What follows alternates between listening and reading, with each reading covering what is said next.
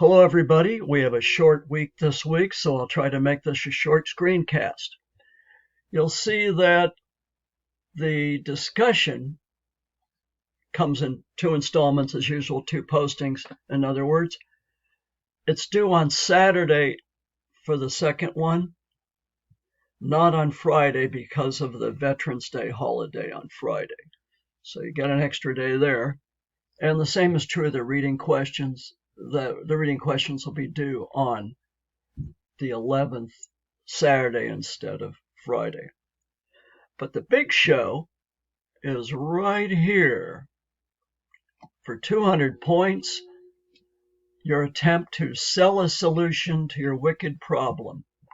All semester, I've been telling you, yes, state the wicked problem and why anyone else would care. Tell us what 3 sources are saying about it.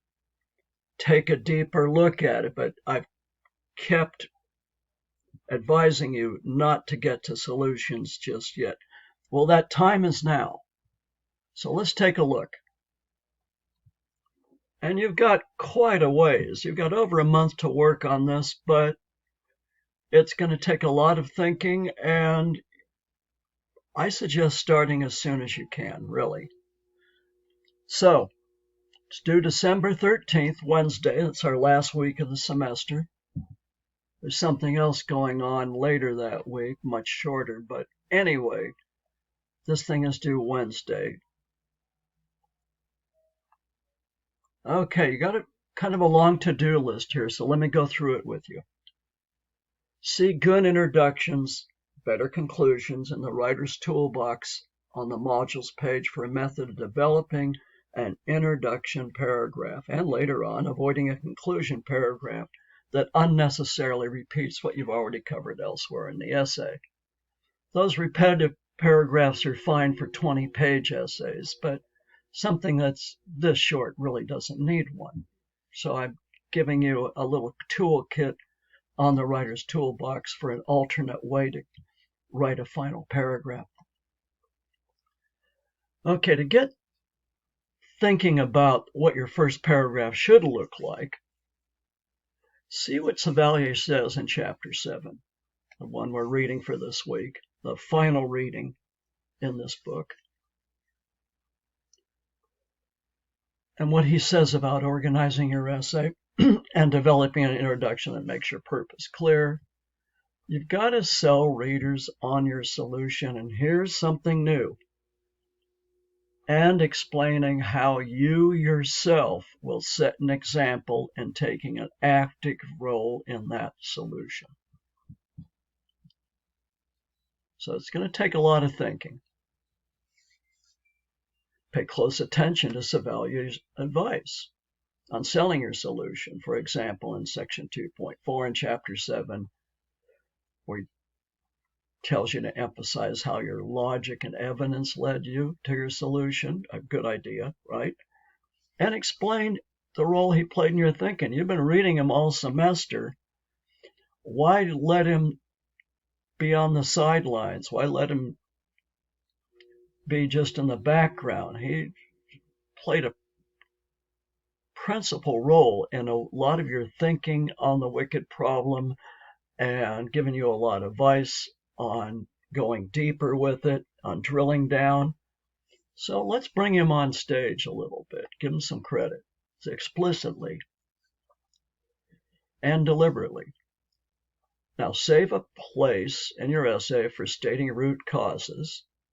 You can borrow those from your deeper look essay and your hypothesis, of course, which you'll be getting back very soon. And this is also something new. Imagine why someone, an anonymous person, might be a little skeptical about your solution and create a counter argument. Now, if you look in chapter 6 of They Say, I Say, it explains what a counter argument is, why you would have a skeptical reader in the first place that you could imagine, how it actually gives you a stronger argument by imagining why someone might be skeptical and need a little more convincing. So You'll see some templates in there you can use.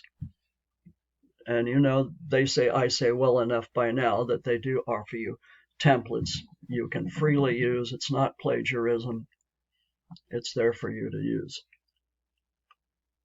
And you're going to start with one of those templates, why somebody might disagree, and explain that. 1 or 2 sentences, fine. And then shift the rest of the paragraph to a rebuttal. In other words, you're going to defend your solution, say, well, yeah, I thought about that, and here's why my solution is still better. Something along those lines. MLA format, okay, you've got the page layout, and of course numbering your pages, and a works cited page. None of that's new. But you also need to cite in text anything that has actual page numbers. We're going to need to see those at the end of the sentence.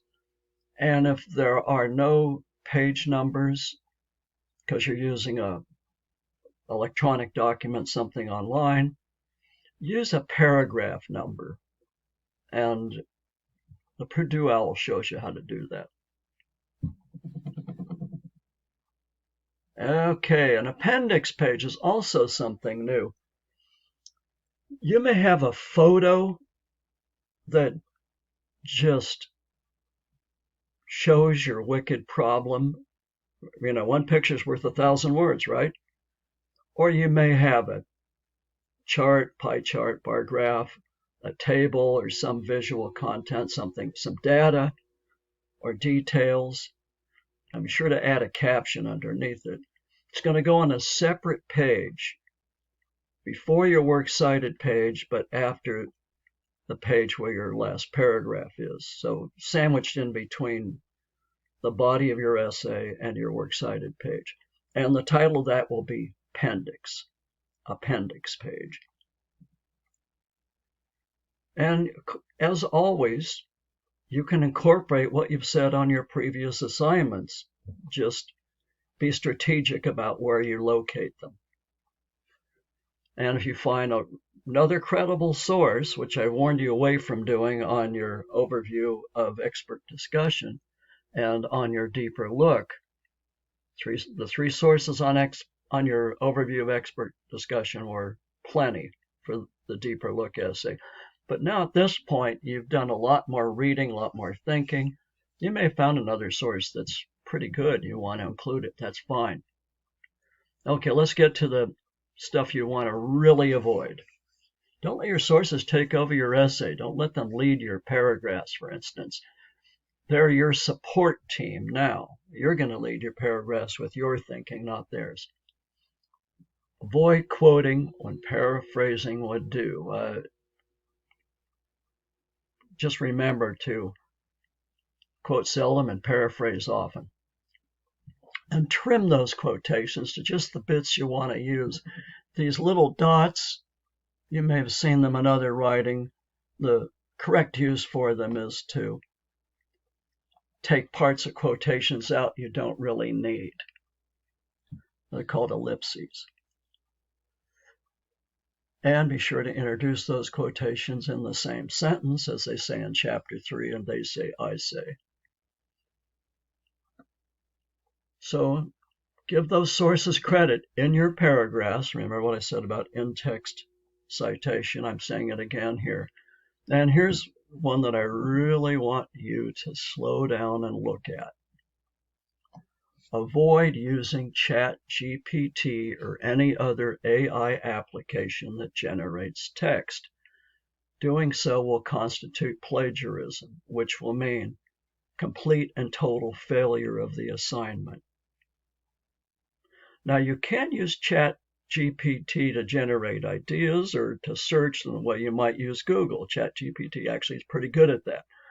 Just be sure, totally certain, that you do it on a separate document so none of it appears on your essay, because an AI detector will flag it if it appears on your essay, and the consequences are pretty bad. So enough said about that. I'm not warning you from not using ChatGPT. Just don't have it show up in your essay. Do it separately.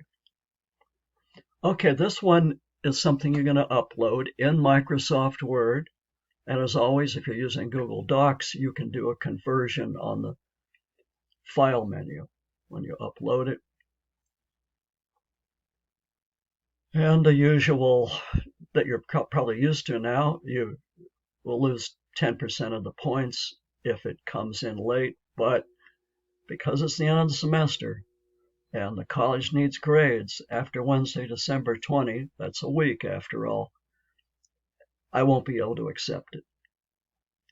On the flip side, you can pick up that extra credit, and the alternate way of getting extra credit, of course, is getting a session with a tutor at the Mesa College Writing Center. And soon you will see a grading contract in the assignments page, in the writer's toolbox, on the modules page. I said the assignments page. You know I meant the modules page, right?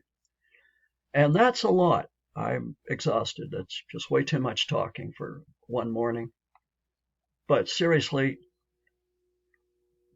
you should have a lot to do here, but hopefully the kind of thinking that you'll find rewarding if you really are passionate about your wicked problem.